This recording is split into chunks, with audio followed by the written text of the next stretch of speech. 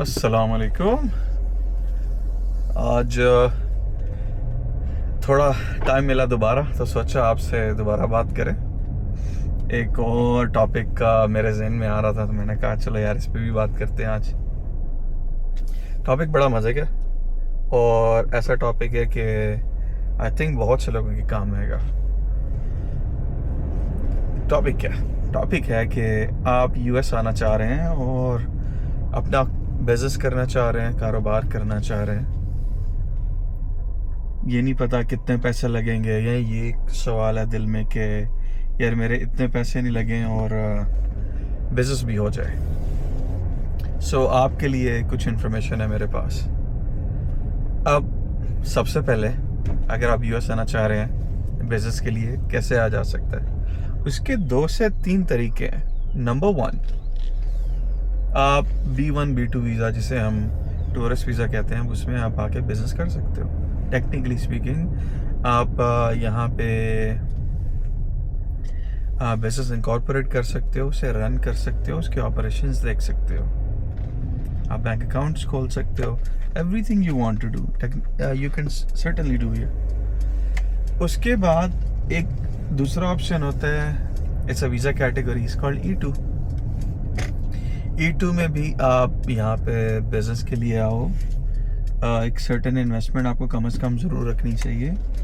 You have to come up with a business plan that would work, और you can show के इसके यार ये एक अच्छा बिजनेस है, यहाँ से मैं प्रॉफिट कमा सकता हूँ। This is like part of that business proposal जो आपको वीज़ा के लिए चाहिए।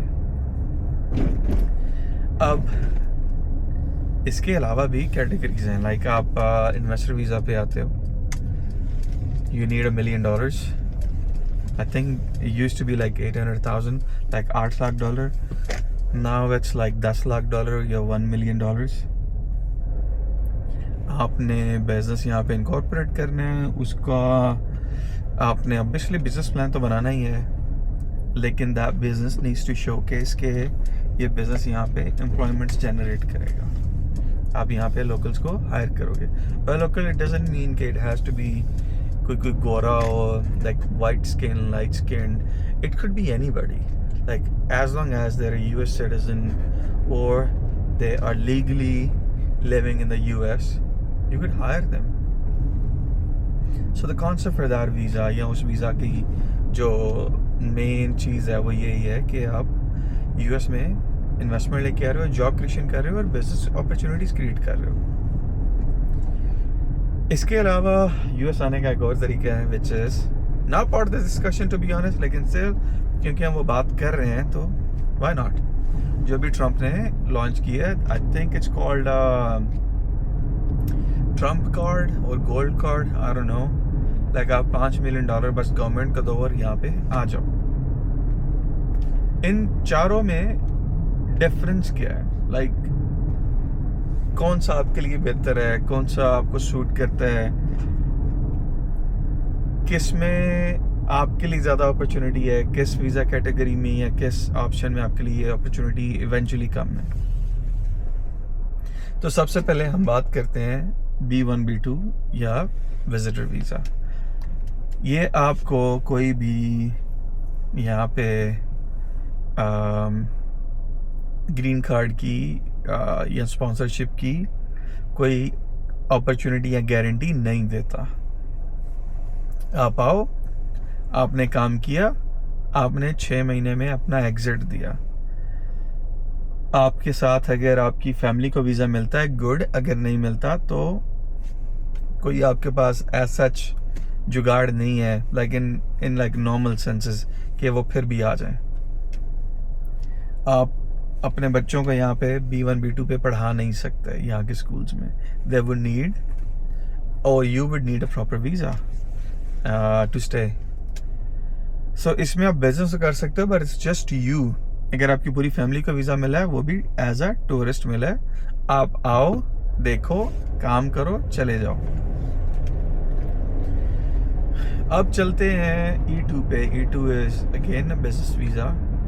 आप normally I think the last time I checked with some lawyers or lawyer friends, they told me it's around like 100,000 आपके ना एक अच्छे बिजनेस प्रपोजल के लिए कि $1,00,000 आप उन्हें कम से कम दिखाओ, बिजनेस प्लान बनाओ, उसको यहाँ पे इन्वेस्ट करो and you get a visa. लेकिन उस वीज़ा में भी आपको ग्रीन कार्ड नहीं मिलता। It's not your pathway to green card. All it is कि अगर आप शादीशुदा हैं, आपके बच्चे हैं, नंबर 1, आप अगर अपने नाम पे ये अप्लाई कर रहे हैं तो आपको बिजनेस वीज़ा मिलेगा, मीन्स कि you would be able to do business here, legally business here. Number 2, आपकी जो स्पाउस है, जो बीवी है, या अगर आप वाइफ हैं, जो आपका हस्बैंड है, वो यहाँ पे जॉब कर सकते हैं लाइक एज अ वर्कर। किसी भी कंपनी में अगर उन्हें जॉब मिलती है, यू गाइस कैन वर्क। लेकिन ये अगेन मियाँ बीवी में से एक ही कर सकता है, जिसके नाम पे वीज़ा है वो नहीं, जो उसका स्पाउस है वो। बच्चे यहाँ पे स्कूल्स में पढ़ सकते हैं, आपको अगेन कोई रिस्ट्रिक्शंस नहीं है सच, लेकिन ग्रीन कार्ड इसमें नहीं है।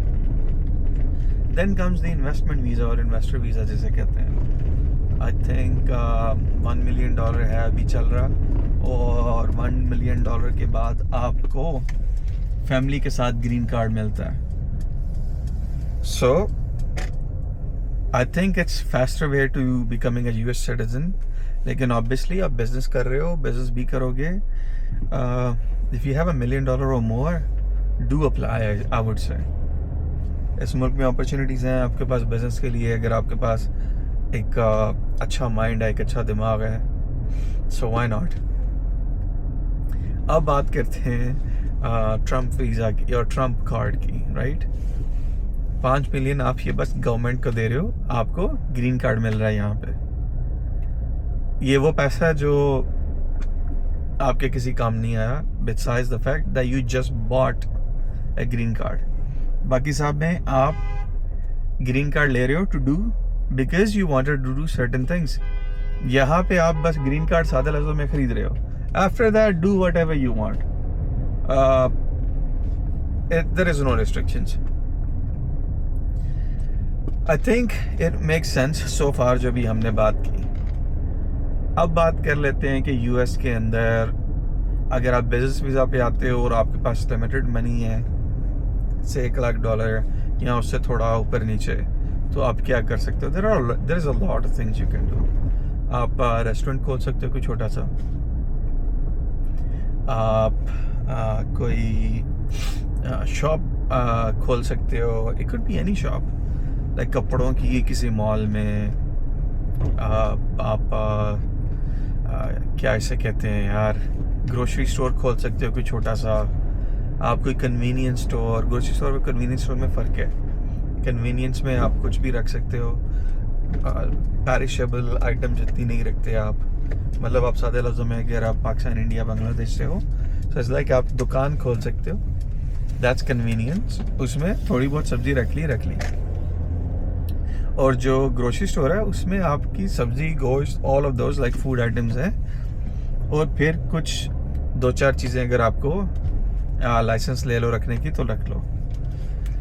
Then what else can you do?